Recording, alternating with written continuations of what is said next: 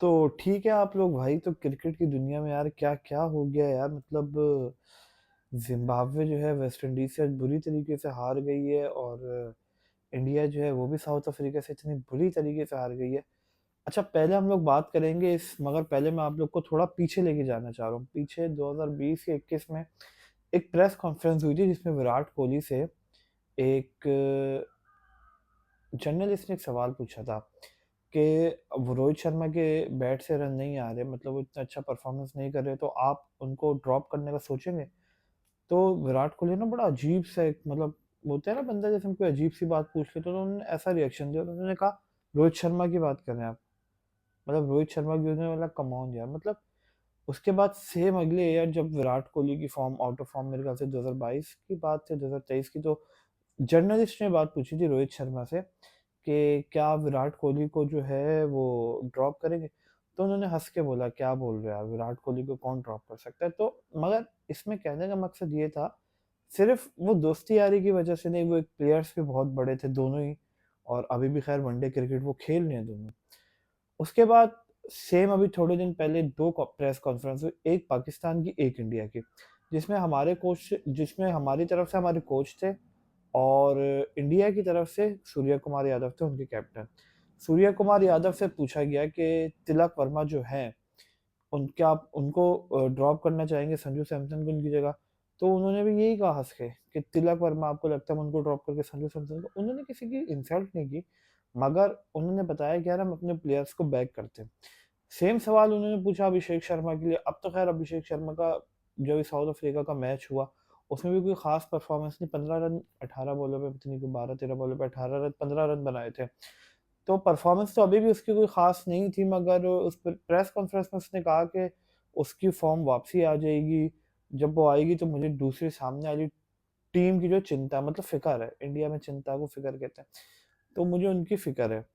तो खैर अब वो, उसके बाद वो सब तो चले गए, मगर उसके बाद हमारी जब प्रेस कॉन्फ्रेंस हुई, जब पाकिस्तान का कोच जब था, जो है अभी हसन साहब, उनसे पूछा गया तो उन्होंने कहा कि हम बाबर आजम को जो है वो हम 12 ओवर के बाद नहीं देखते, मतलब मैच में, और उसके बाद उन्हें उनसे उन्होंने ये भी कहा कि हम 5 ओवर में उसको मतलब नहीं देखते, तो मतलब वो 6 ओवर से लेकर 11 ओवर तक का प्लेयर है। तो यार ये बात तो सब पहले से ही बोल रहे थे, मगर खैर सवाल ये है कि एक तरफ है इंडिया की टीम जो अपने प्लेयर्स को बैक करती है, एक है हमारी तरफ। अब हमारा जो कोच ये बोल के गया है, उससे आप मुझे बताएं कि बाबर आजम को नहीं पता होगा कि वो क्या बोल के गया?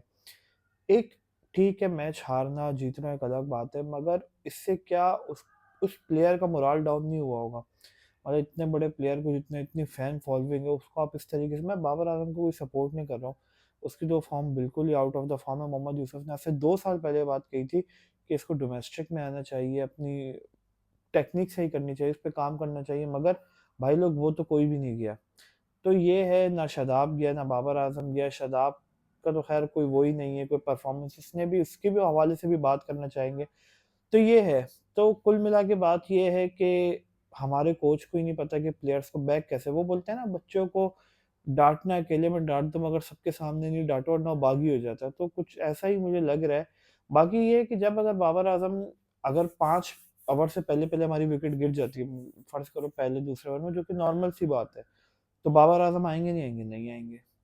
अगर फर्ज करो हमारी विकेट 12 ओवर के बाद गिरती है, तो फिर बाबर आजम को के पिछले मैच में भी जो, मतलब नमीबिया के साथ हुआ था, उसमें भी नाफे को चांस दिया, भले वो जल्दी आउट हो गया, मगर बाबर आजम की बैटिंग ही नहीं है, क्योंकि बाबर आजम से ज्यादा ट्रस्ट अब दूसरे लड़कों पे किया जा रहा है।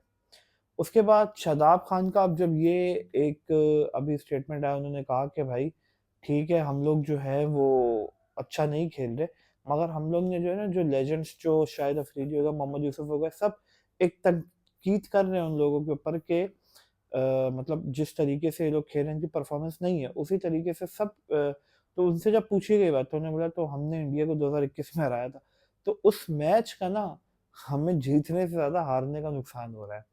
अब वो क्या चीज़ हो रही है कि उस मैच को पकड़, कुछ भी हो जाए, हमने इंडिया को हराया था 152 10 तो मतलब कितना उस चीज़ को याद करेंगे यार? उसके बाद हम कितनी बार तो हार चुके हैं, और किस किस तरीके से हार चुके हैं। ये वही शताब है जो फुल टॉस से फेंक रहा था और रोहित शर्मा ने इसको ग्राउंड के बाहर फेंका था। तो पता नहीं यार, यहाँ पे हमारे पास एक टेक्निक पे काम तो बाद में होना चाहिए, पहले हमारे सेंस मतलब हमें बोलना क्या है, उस पे हमारे प्लेयर्स को काम करना चाहिए। मतलब यार आप इतने बड़े प्लेयर्स पहले जब पाकिस्तान की टीम आती थी ना, तो लगता था इंडिया वाली टीम कि कोई टीम आ रही है और जब वो हराते थे या हारते थे, आज मैं बोल रहा हूँ कि अगर हम टेस्ट और वनडे में उठा के देखें रिकॉर्ड तो पाकिस्तान की टीम ऊपर ही है। तो वो हमारे पिछले प्लेयर्स की वजह से ही है। और आज क्या टीम का हाल है सब जानते हैं, वो तो अच्छा बायोलेटरल सीरीज नहीं होती, वरना कसम से इंडिया इनको इतना पेलता, पेल पेल के जाता और पैसे वो अलग बनाता। एक तो हराता भी, पैसे भी अलग बनाता और ये जलील होते। वो तो अच्छा नहीं कि बायोलेटरल सीरीज नहीं हो रही है अभी इंडिया के साथ काफी टाइम से।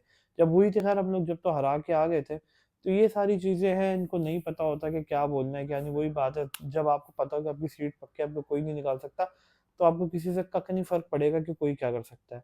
अब बात करते हैं इंडिया और साउथ अफ्रीका के मैच की। इंडिया बहुत बुरी तरीके से आ रहा है, 111 रन पे सारी टीम आउट हो गई। अब पता चल रहा है कि विराट कोहली के जाने के बाद इनके पास कोई ऐसा प्लेयर ही नहीं है, कोई प्लेयर ही ऐसा नहीं बचा इन लोगों के जो मतलब नंबर 3 की पोजीशन संभाल सके।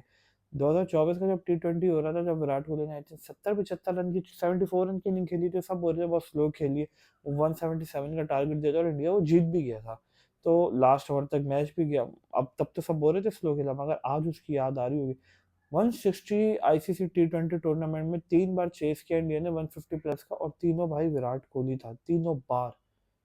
मतलब आप इनसेन ना, मतलब आप यकीन करो तीनों बार विराट कोहली था और वो गया उसके बाद इंडिया। अब इंडिया का असल टूर्नामेंट तो अब स्टार्ट हुआ था।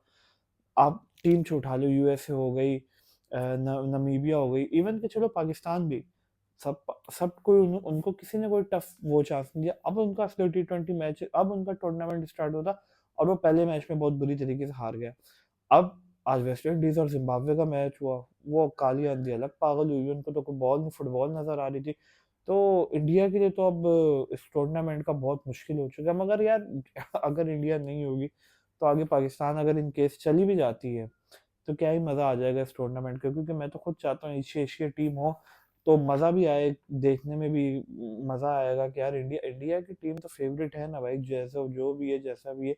मगर अब इंडिया करता क्या है, अब इंडिया को अगर जीतना है तो बड़े बड़े मार्जिन से जीतना पड़ेगा। और फिर वही कंडीशन आ गई, साउथ अफ्रीका वेस्ट इंडीज को रहा है, वेस्ट इंडीज उसको आ रहा है साउथ अफ्रीका को।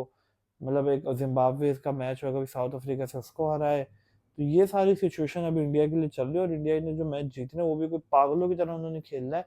मतलब हर उन्होंने जो टारगेट देना है दोस्तों, कोई मतलब ऐसा हो कि हर मैच में कोई 300 रन का टारगेट दे और 100 पे टीम आउट कर दे। मतलब अभी जो 2-3 मैच इन्होंने खेलने वो इसी तरीके से खेलने हैं अपने।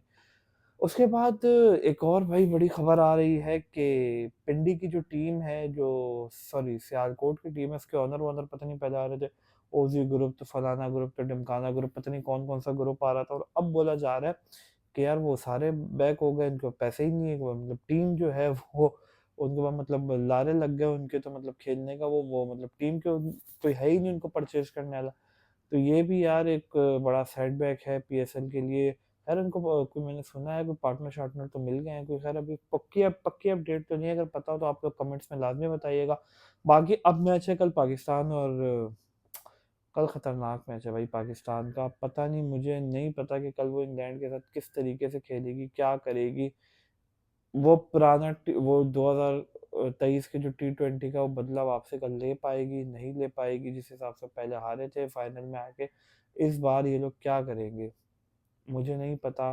कि हम लोग ने हमारे पास इतना अच्छा स्पिनर है अबरार, उसको क्यों ये लोग बिठा रहे हैं। मतलब हमारे पास फुल टाइमर एक बॉलर है अबरार, उसको आप बिठा रहे हो और आप खिला किसको रहे हो, शादाब खान को, जो एक एक ओवर में 17 देता है। दूसरे जब वो पिट जाए तो दूसरा ओवर वो कराता नहीं है, जो इतना पिट जाए तो उसको उस जब एक प्लेयर आउट होता है तो कप्तान उसको तब लेके आता है कि अब तू आ जा, क्योंकि नया प्लेयर आएगा, उसको जाहिर सी बात है सेट होने में टाइम लगेगा, वो थोड़ी आके कोई इस तरीके से खेल पाएगा। उसको तब ओवर पे लेके आ जाता है और गलती से वो उसमें भी पिट जाता है। सेट असल में वो नहीं भी होता ना सेट, तो हम ही बोलते हैं कि हम तुम्हें सेट करवाएंगे, तुम परेशान होने की तुम्हें ज़रूरत नहीं है भाई। तो खैर फ़खर जमान को चांस दी है, मगर आपके पास टॉप का प्लेयर है, अबरार है, उस्मान तारिक है, उसके बाद आप जो है सलमान, ये जो भी है ये है, उसके बाद आपके पास क्या नाम है राना फ़हीम, अशरफ है, तो 4 4 8 12 16। उसके बाद आपके नवाज है, 20 ओवर तो सीधे सीधे आपके यही हो गए। मुझे समझ नहीं आता कि आपको ज़रूरत क्या है शादाब को लेके जाने की, ना उसकी बैटिंग है ना बॉलिंग है। उसके अगर आपने फ़खर को ले लिया है, तो आपको चांस देना चाहिए फुल टाइम स्पिनर को, क्योंकि श्रीलंका की पिचेस हमारे मैच हो रहे हैं श्रीलंका में। अभी जो इंग्लैंड और श्रीलंका का मैच हुआ है, इंग्लैंड के स्पिनर्स ने श्रीलंका को पकड़ा था। तो हमें ये चाहिए था कि हम अगर अब मैच, क्योंकि आज तो मुझे नहीं पता कि आज के मैच में अबरार खेलेगा या नहीं खेलेगा, मगर मुझे नहीं लगता कि जब तक ये लोग हैं तो उसको चांस को भी कुछ मिल सकता है।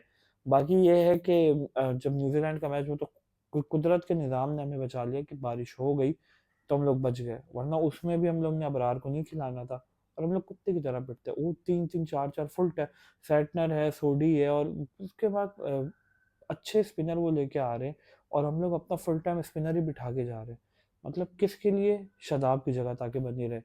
मतलब यार एक मैं बोल रहा हूँ, हम लोग के एक्सपर्ट तो नहीं है, बस एनालिस्ट मैच देखते हैं उसके बाद आपसे बात करते हैं। एक्सपर्ट हो गए, हम हो गए, आप लोग हो गए, हर बंदा ये बोल रहा है मगर कि शादाब की जगह नहीं है। मगर टीम में कैप्टन को ये चीज़ समझ में आ रही है और ना ही ये चीज़ कोच को समझ में आ रही है। वो गोरा है या तो उसको घुमा देते हैं, उसको समझ नहीं आता। खैर उसका भी इतना कोई खास रिकॉर्ड तो है नहीं। बाकी ये है कि प्लेयर का भी मुझे कुछ समझ नहीं आ रहा। खैर आज के लिए यही है। अगर वीडियो पसंद आई तो लाइक करें, चैनल को सब्सक्राइब करें। मिलता है अगली वीडियो में। अल्लाह हाफ़िज़।